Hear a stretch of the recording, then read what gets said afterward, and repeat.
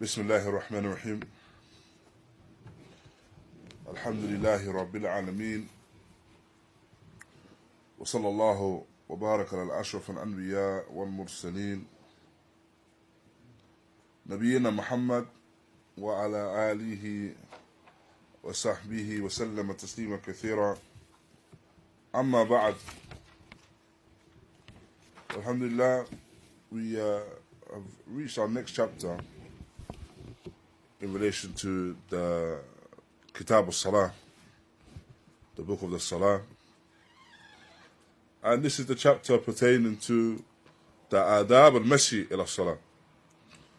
So the mannerisms of walking to the prayer. The adab al-mashi ila salah. And so no doubt, as we discussed previously in relation to the salah itself, no doubt the salah, it has its conditions, it has its pillars, it has its wajibat, it has its sunan. However, there are ahkam specifically laid down as well in relation to how a person approaches the salah and the manner in which they approach the salah itself. And this is the chapter that we wish to discuss today, bi'idhnillahi ta'ala. And the author, Ibn Qudāmah, raḥimahullāh, he begins by mentioning Bab adab al-mashi ila salah. يستحب المشي إلى الصلاة بالسكينة wal-waqār ويقارب بين خطاه ولا يشبك أصابعه. And so, what is mustahab, what is recommended for the one that is walking to the prayer,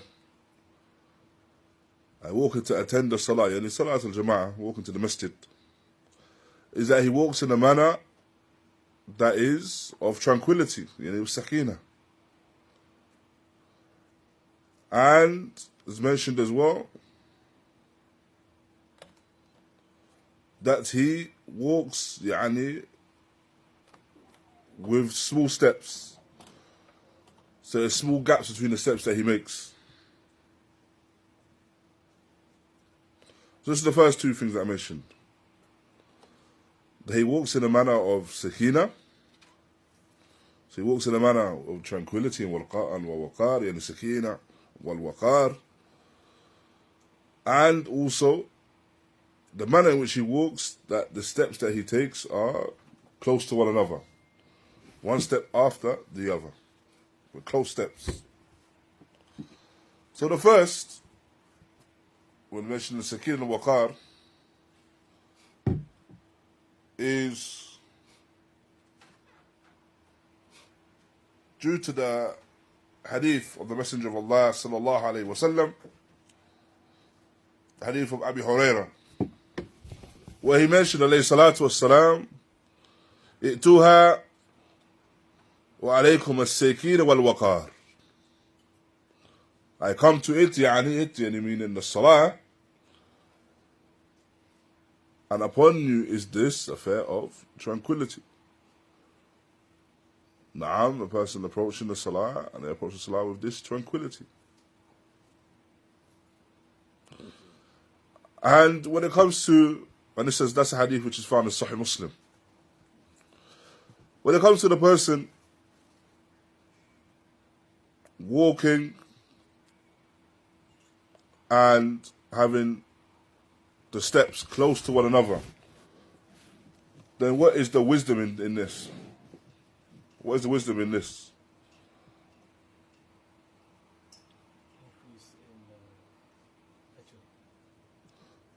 To increase in ajr, because if you have closer steps to one another, then it means how the steps are going to be more, essentially. Na'am, as you mentioned, it's going to increase in ajr for the person, for every step that they take towards the salah. Then this means what? What happens with every step that they take? With one foot? Increase in ajr. And the other step? Removal of the khataya, removal of the sins. So if you make the steps smaller, yani one up step after the other, but with small spaces, then this would mean that the person, inshaAllah ta'ala, will be able to attend the salah by way of making more steps. Naam. And this is from the action as well of the Prophet sallallahu alaihi wasallam. It's from the action of the Prophet sallallahu alaihi wasallam.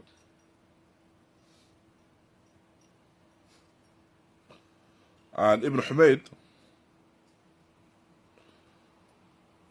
mentions in his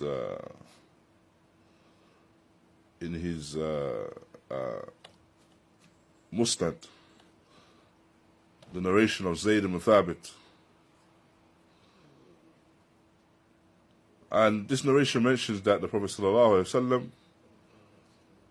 would walk to the salah وَقَارَبْ بَيْنَ الْخَطَأ, meaning qarab, and made the steps between one another close. Naam. And this narration itself, this narration of Zayd ibn Thabit is a narration which is da'if. The narration is da'if. However, does this negate the hukum? So if we say now that the narration is da'if, does it negate the hukum? And negate the fact that the person should make smaller steps between when attending the salah?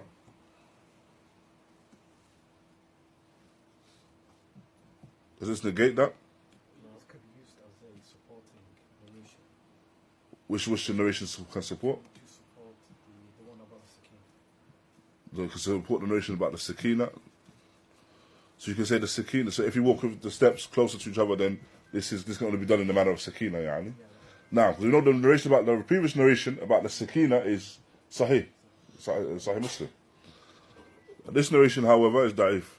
So you said that the hukum can be supported due to the fact that the person walks with sakīnah. It's a wedge. What else though? What other narration can support the fact that the person it's maybe better for the person to walk with steps close to one another? What else can be used to support that? What other narration?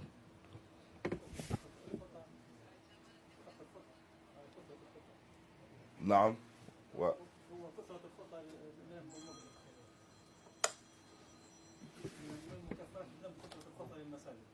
Naam. Nasr riwayah. The same narration that we mentioned previously. Naam. So the same narration that we mentioned previously in relation to the steps that the person takes to the salah. Naam. One of them increasing the ajr, one of them removing the khata'i, removing the sins. Then we understand that this as well is an indication of how a person should walk to the salah. And the person should increase or seek to do whatever they can to increase the steps that they make towards the salah. Naam. So it doesn't negate the fact that you have this hukum. Even though you have the narration, and this narration is da'if, we cannot say, okay, the narration is the mawd al-istidlal. So we cannot say that the narration itself is the istidlal, what we can use as the proof, or the dalil, what we can use as the proof. Rather, the dalil is the previous narration about the steps that the person takes towards the salah. Naam. And so this is an indication about how a person should approach the salah. Wallahu ta'ala a'lam. Naam. Thereafter, it mentions ويقول بسم الله الذي خلقني فهو يهدين الآيات إلى قوله إلا من أتى الله بقلب سليم إلا ما أتى الله بقلب سليم. And so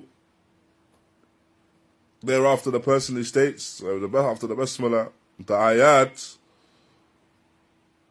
in Surah Al-Shu'ara from الذي خلقني فهو يهدين up to the ayah إلا من أتى الله بقلب سليم. And it also mentions these ayat. Naam.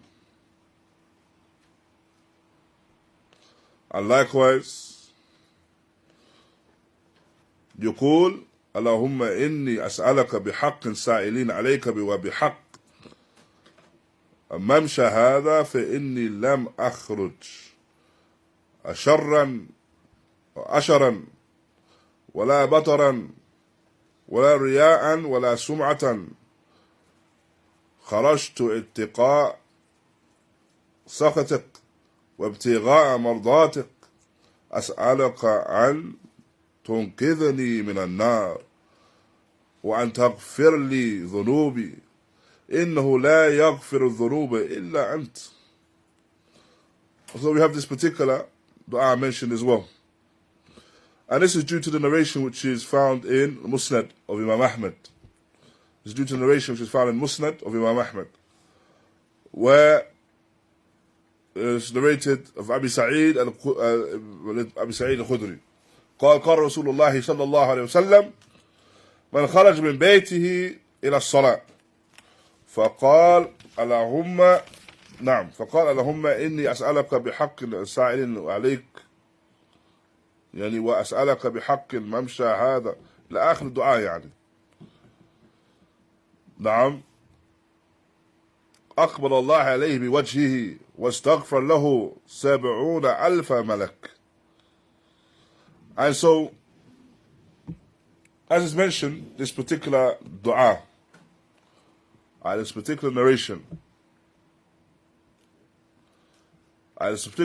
mentions that whoever leaves the house for the salah and states the dua, Allahumma inni as'alaka bihaqq as-sa'ilin alayk wa bihaqq al-mamsha hadha fa inni lam akhruj asharan wala bataran wala riya'an wala sum'atan خرجت اتقاء سخطك وابتغاء مرضاتك أسألك أن تنقذني من النار وأن تغفر لي ذنوبي إنه لا يغفر الذنوب إلا أنت. We mentioned this dua, then Allah Ta'ala will come and accept that which He stated or that which He supplicated for, and seek, and those are from the Malaika, the 70,000 from amongst the Malaika will seek forgiveness for him. And so this is the narration, as we mentioned, the narration which is found in the Musnad. So this dua specifically is in relation to the narration found in the Musnad of Imam Ahmad, this particular narration. Now, however, as is mentioned in relation to this narration, then this narration is da'if. So there's da'f in this narration. However, you have another narration in relation to the one that makes the attends the salah and makes a particular dua. And he states, now this is the narration of Ibn Abbas, and Rasulullah sallallahu alayhi wa sallam خرج إلى الصلاة وهو يقول اللهم اجعل في قلبي نورا وفي اللسان نورا وفي بصري نورا واجعل من خلفي نورا ومن أمامي نورا نعم ومن خلفي نورا ومن أمامي نورا واجعل من فوقي نورا ومن تحتي نورا.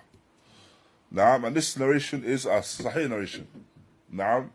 This is a narration which is a Sahih narration, which is found in Sahih Muslim.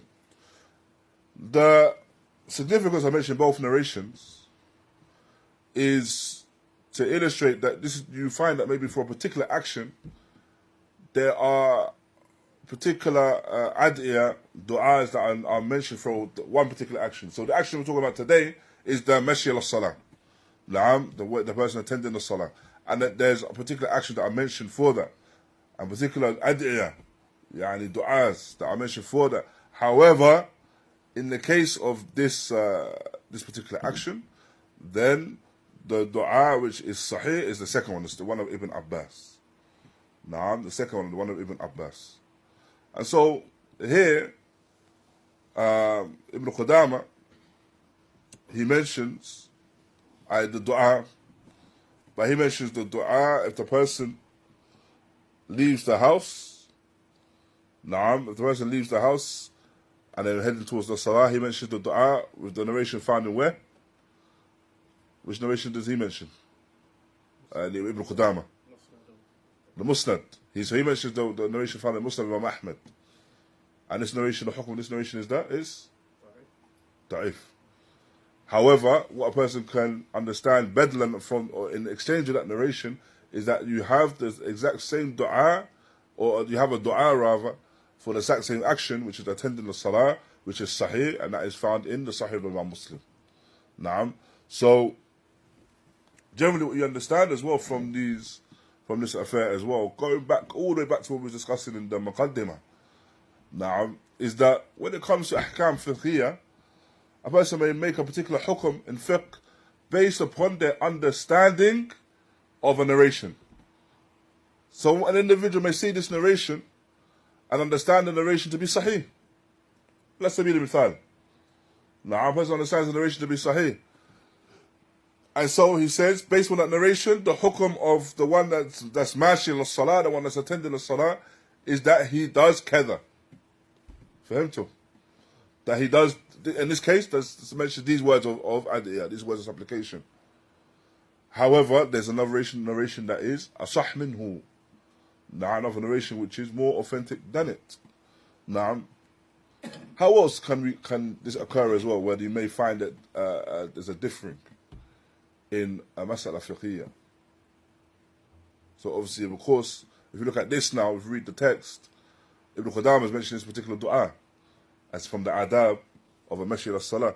However, we say that this is not the dua that's adab of masjid as-salah, it's the second dua. Now, the dua mentioning of Ibn Abbas, in Allahumma ij'al fi qalbi nura ila akhir dua. Now, how else do you think it can occur as well? So it's on a side note. Understanding of the narration itself.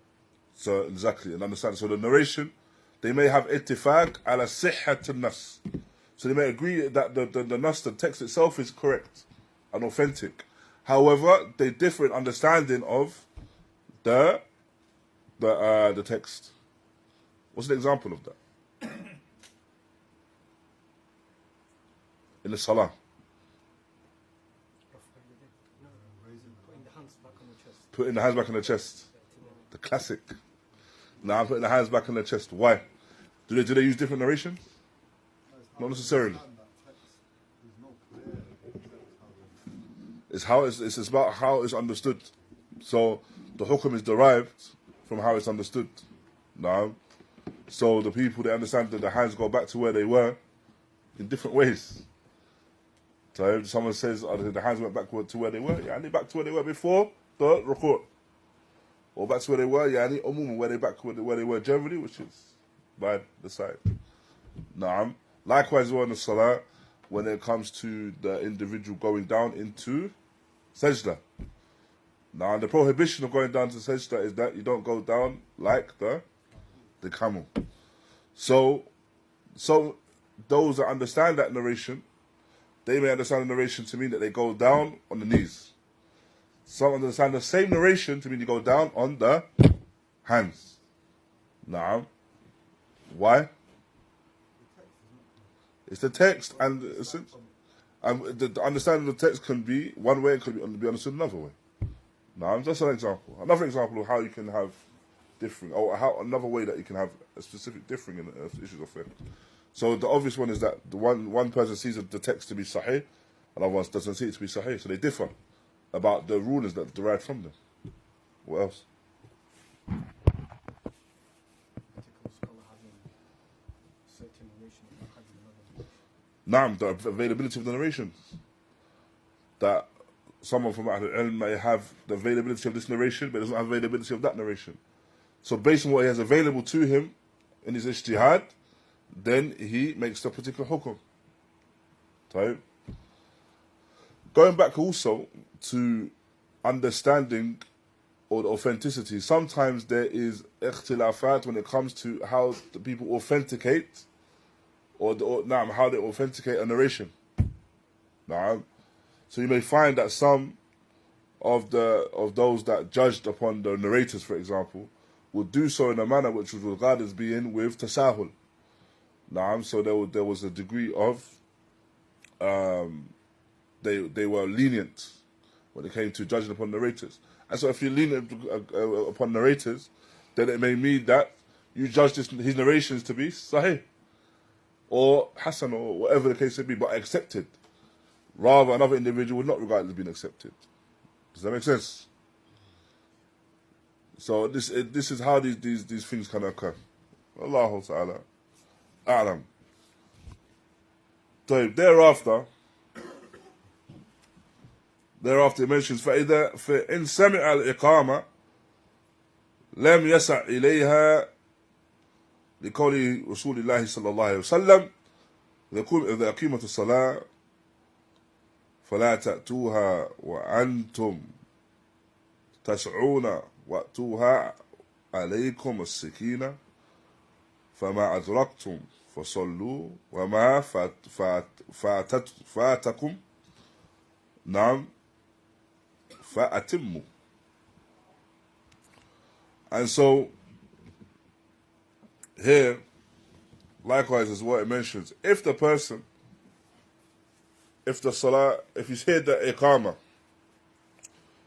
hear the iqamah, then the person should not hasten towards the salah. And if you hear the iqamah, the person should not hasten towards the salah. You need rush to the prayer. So this is something that we see occurs, wallahu musta'an, that they hear the iqamah, or sometimes as well they enter the masjid and they find the imam in ruku'. They want to catch the rak'ah, so he begins to walk fast, and that fast walk turns into a light jog. Before he knows it, by the time he gets to the Safi, he's sprinting. No doubt this is something which is prohibited. That the person, when he attends this, so it's talking about if he hears the iqamah. Why? Because the person, he intends, inshallah, he wishes to reach in time for the takbiratul ihram. So this is much less that the person, he's missed the takbiratul ihram and he's still rushing. Naam, both of these, the person should avoid this. Naam, rather, if he does so, then as mentioned in the narration, if the salah has been established, i.e. the iqamah has been called, then do not hasten towards or rush towards it. Rather, come to the salah in a manner of tranquility. And that which you make from the salah, that which you have reached, and you're able to pray from the salah, then you pray that. And that which you miss, then you make up from it. Now, so that which you make from the salah, then you pray it. And that which you miss from it, then you make up from it. And this is due to the narration. That's the narration of Abū Hurayrah. The particular narration is of Abū Hurayrah. Now, what is the wisdom of this Adam Sur'a, yani the person not rushing towards the salah? What's the wisdom of that particular ruling, barakallahu feekum? To not disturb the people. Now, so it would essentially affect your own salah. Now, because if you're rushing, then you're going to be in a state, or you're going to be in, as they say, flustered state. So you're rushing to the salah. It's not the case that you rush to the salah and then once you reach the saf, you're going to be able to focus straight away. Because you've been rushing, your mind is on rushing, and you're on that mindset. And so it's going to affect your salah. I no doubt that the attitude that we should have when it comes to our salah is that we want to perfect every single action in the salah.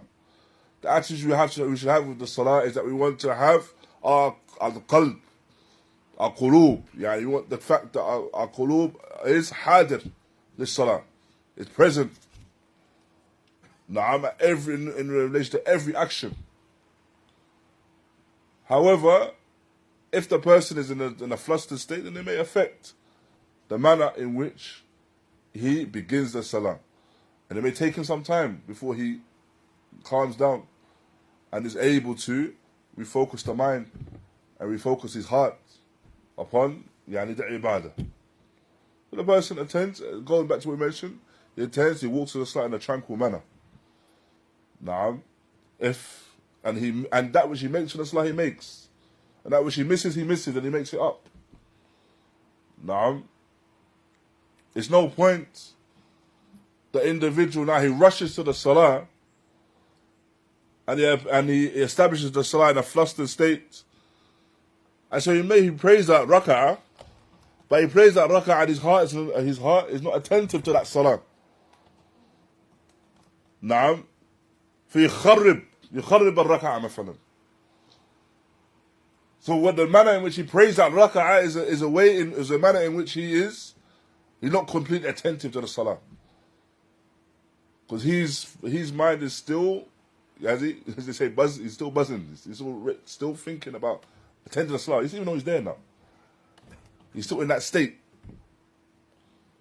So if you weigh it up now, the person, he prays that rak'ah. So he's not going to make up the rak'ah because he's already prayed it. But he's prayed it in a state where there's nuqs in it. There's deficiency in it. Due to the manner that he attended the salah. Then you have an individual, he missed the rak'ah. And no doubt we should strive to not be from them that miss any of the rak'ahs. We should strive for that. But he misses the rak'ah. However, when he makes it up in this, but he attends in a manner of sakīnah. And so that when he prays with sakīnah. And then when he completes the salah, he completes the salah with sakīnah. Oh, this is better. This is better for the individual. So that's the first thing. That the person should not do so, should not rush to the salah in order to preserve his own prayer. And in order to perfect his own prayer. The second, no doubt, is that by way of him rushing to the salah, it may be a means of adha, maybe be a means of harm to the musallin, to those that are currently already praying. This can occur if you're in the salah and your focus is on the salah and your basar is in the mawdi' sujood. The way where you're looking is at the point of sujood. You're focusing upon the prayer. Your heart is hadir lis-salah. And then you hear someone rushing behind you. You hear someone running behind you. Or running next to you. Or running in the saf, in and around the sufuf, around you. No doubt that's going to spark the attention of the individual. And may take from something of his prayer. Because his attention has gone from that action at that particular point in time. And so now the individual has rushed to the prayer. He's not only harmed himself, possibly, but maybe harmed others as well. And so this is why the person, he attends in a manner which is of tranquility. Now thereafter, it mentions, وإذا أقيمت الصلاة فلا صلاة إلا مكتوبة. نعم.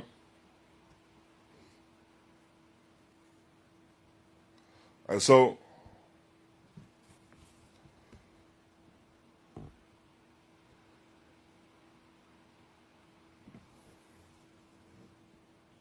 now if the salah has been established, then either the iqamah has been given, then the person prays the salat al-maktuba, yani the salah for that particular time, an obligatory prayer.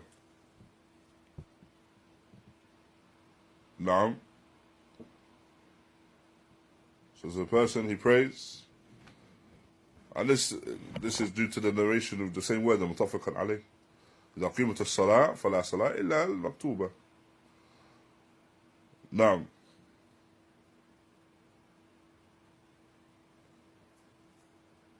and so the individual prays that which has been established during the masjid.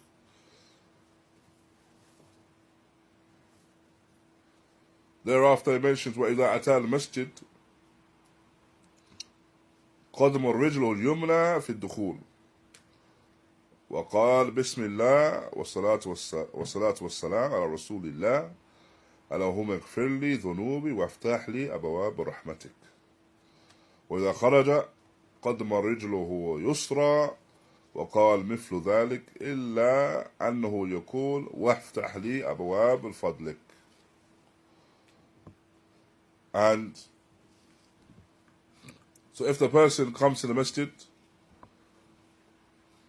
then and he places he enters the masjid, he enters the masjid with his right foot. He enters the masjid with his right foot. And he mentions the dua, Allahumma ighfirli, or Bismillah, wa salatu wa salam ala Rasulillah, Allahumma ighfirli dhunubi, waftah li abwaab rahmatik. And Qudāmah mentions, and if he leaves, then he mentions, the same dua. However, he mentions, waftah li abwaab fadlik. Naam. Waftah li abwaab fadlik. So, here Ibn Qudāmah mentions what? If you enter the masjid, then you mention the dua. Which particular dua? Bismillah wa salatu wa salam ala Rasulillah. Allahumma ighfirli dhunubi waftah li abwaab rahmatik. And if he leaves, Bismillah wa salatu wa salam ala Rasulillah. This is what's Ibn Qudāmah mentioned, Wahaydo. Naam. Allahumma ighfirli dhunubi waftah li abwaab fadlik. Naam. So this narration, this is based upon a narration of Fatima bint Rasulillah. So this is based upon the narration of Fatima bint Rasulillah. This wording. Naam, it's the narration of Fatima bint Rasulillah. And this narration is found in Tirmidhi and Ibn Majah.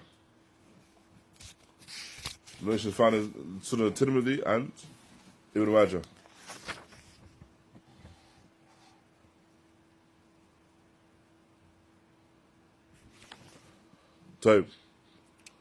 However, narration is what?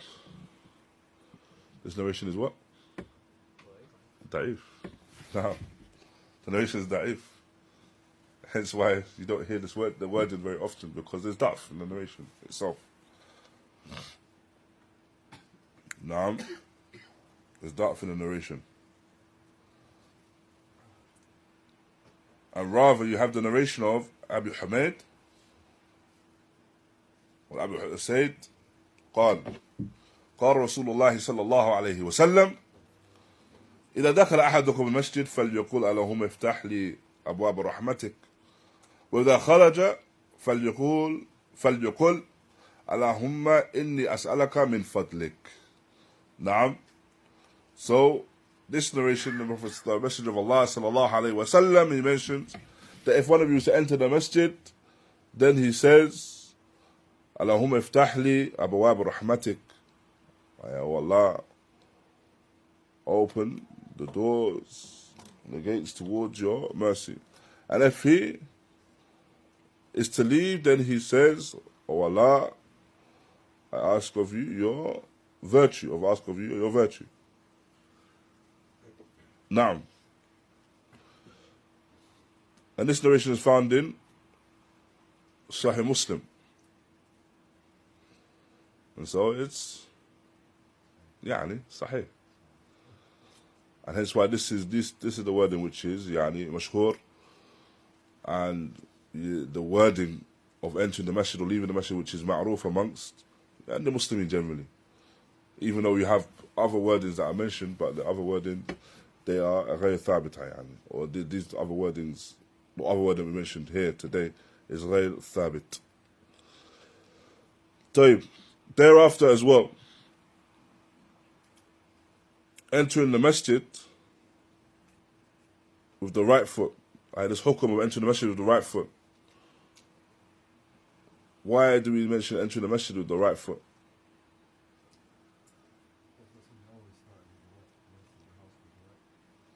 The right.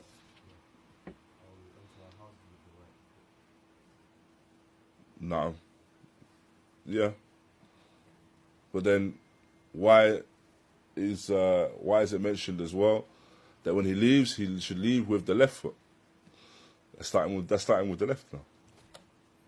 He's leaving. He's starting something. He's starting action. Leave a house. Leave a left. Afwan?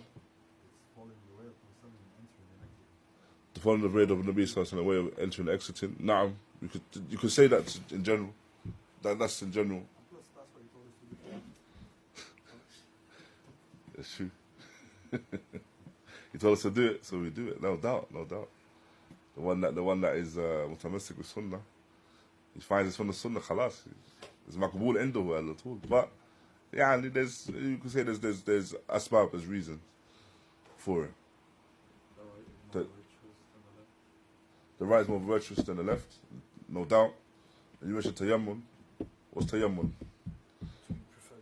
No, as opposed to tayammun with a noon at the end is the action of preferring, or the action of proceeding with the right. No, okay. So how would you explain it then? How would you explain this particular ruling? So first and foremost, we have the narration of Aisha, radiyallahu anha, naam, where she mentions, radiyallahu anha, that the Prophet sallallahu alaihi wasallam kan yuhibbu tayammun. Now the Prophet sallallahu alaihi wasallam used to love doing that with the right. Naam, fi tana'ulihi tawajjulihi wa fi tuhurihi tana'ulihi tawajjulihi wa shu'unihi kullihi. Yani in his purification, the wearing of his shoes, the corner of his hair, and in all of his affairs. You have that narration. How do we understand the narration now with this hukum now? No. Why? That's why. That's the question essentially. Okay. But then what about leaving though? He leaves with the left. He loved the masjid. He loved the masjid. So if he loved the right spends more time in the masjid than the left. So the right spends more time in the masjid than the left. So what? When you take The right spends more time. When you take off your shoes, do you take off the left first? When you take off your shoes, do you take off the left first? No. Take off the left first. Yeah. Is it similar to that? Yani.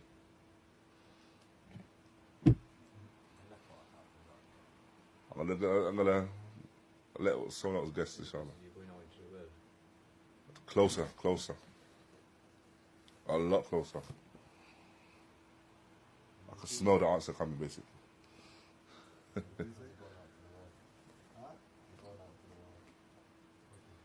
You're going out into the world. No. Essentially, possibly, yeah. No. Closer.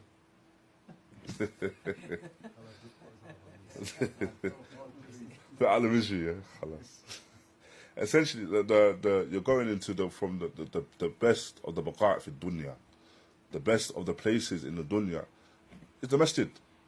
Naam. So no doubt it's befitting that you enter with your right. From the best of the places in the dunya, so it's befitting you enter with your right. Naam. Because of the makana of the place itself, the virtue of the place itself. Naam. And so when you're leaving such a place of virtue, because of the virtue of it, you wouldn't leave with your right. Naam. You leave with your left. Because of the virtue of where you're leaving. The same to what the brother mentioned, you're going out to the world. Naam. But also because of where you're leaving. You're leaving a place of virtue. So you're leaving something of the place of khair. It's not befitting a person leaves with the right. Just as, for example, it's not befitting that the person enters the bathroom with their right. So we're not going to say now, for example, the Prophet sallallahu alaihi wasallam, naam, he yuhib at-tayammun. Nah, so we mentioned no doubt the Prophet sallallahu alaihi wasallam loved the tayammun, the affair of beginning of the rite. But no, that is muqayyad. It's not the case that he began the tayammum and everything, unless it was something, or if everything, if it's mentioned that there's maybe something virtuous. So here, for example, you're leaving a place of virtue for something, no doubt, of less virtue. So you wouldn't do that. You wouldn't do that with your right. When you're entering a place of virtue, the masjid, there's no more virtuous place in the dunya than the masjid. So you're going to enter with your right. Now, that makes sense? Now, so hence this is why you have this particular ruling in the taqdeem, yani the person placing the right before the left. And if you was to ask for a particular narration for that, then we would mention the narration, the previous mentioned narration of Aisha radiyallahu anha. Now, so even though the narration does not mention specifically yani entering and leaving a masjid, then however, it's understood that this can be used for this particular action. And Allah subhanahu wa ta'ala knows best. Thereafter, that alhamdulillah completes this particular chapter of the adab of the Mashi al-Salah. Thereafter, we have our next chapter, which is the Sifat al-Salah. Bab Sifat al-Salah. And inshallah, we'll continue that in our next lesson because it's a long chapter, so it will take a few lessons to cover bi'idhnillahi ta'ala. And it will, the focus is on, of course, is understanding the manner in which the prayer is established and the manner in which it's established according to the Sunnah. We'll mention some of the ikhtilafat bi'idhnillahi ta'ala in relation to it. Not going to too much detail, but mention some of the ikhtilafat. Wallahu ta'ala a'lam.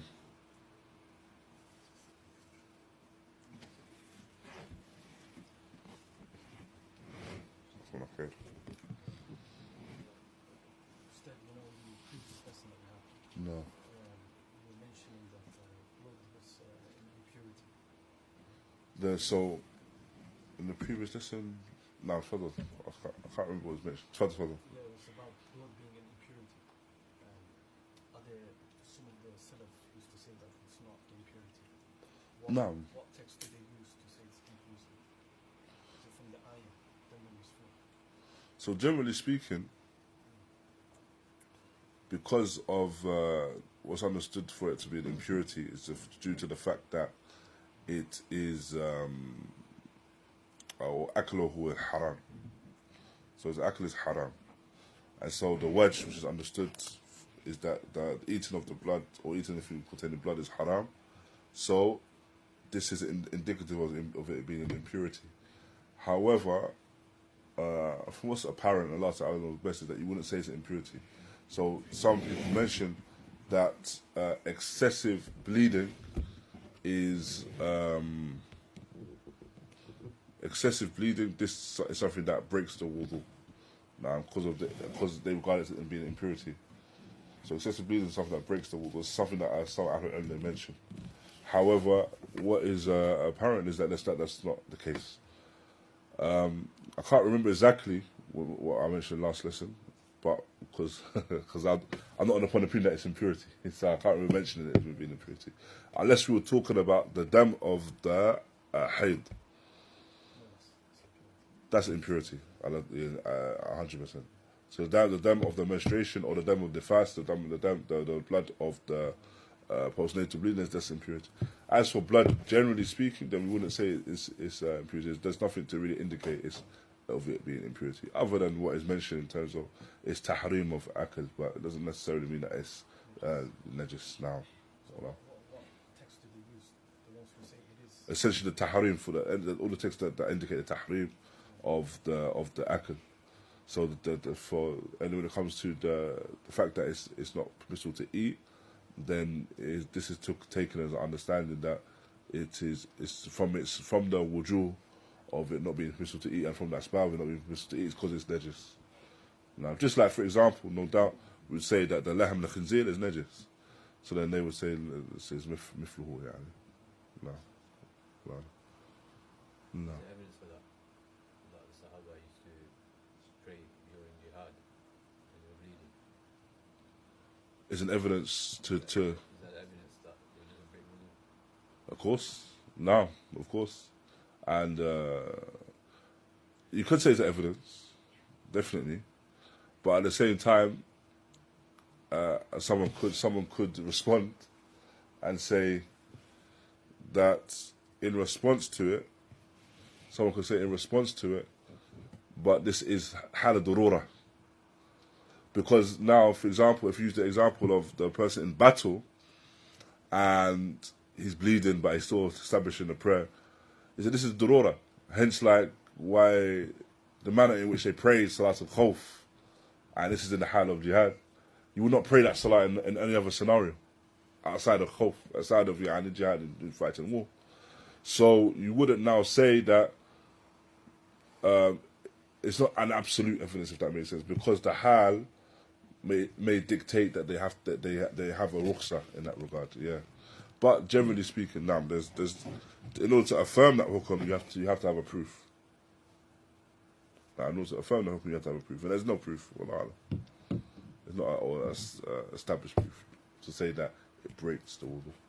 No, and hence as well they say, from the people that take that ruling, they will say that it's large amounts of blood. So they'll say if someone has a small cut, it doesn't break his wudu. But if they say like profuse, like actual bleeding, profuse bleeding, then it breaks the wudu. Now, so then of course, then you need what is upon them at that point is to establish why is that much. This amount is that breaks the wudu, and anything less than that doesn't break the wudu. No, and there's nothing that essentially that would establish the differentiation between the two. Allah knows best. No. Fikum.